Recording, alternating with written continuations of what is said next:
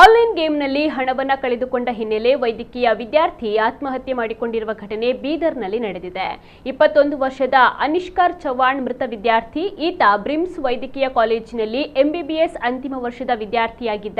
ಘಟನೆಯ ಕುರಿತು ಪ್ರತಿಕ್ರಿಯಿಸಿದ ಬೀದರ್ ಜಿಲ್ಲಾ ಪೊಲೀಸ್ ವರಿಷ್ಠಾಧಿಕಾರಿ ಪ್ರದೀಪ್ ಗುಂಟಿ ಅವರು, ವಿದ್ಯಾರ್ಥಿಯ ಮೊಬೈಲ್ ಪರಿಶೀಲನೆಯ ವೇಳೆ ಆನ್ಲೈನ್ ಗೇಮ್ ಆಡುತ್ತಿದ್ದ ಮಾಹಿತಿ ಪತ್ತೆಯಾಗಿದೆ ಎಂದು ತಿಳಿಸಿದ್ದಾರೆ.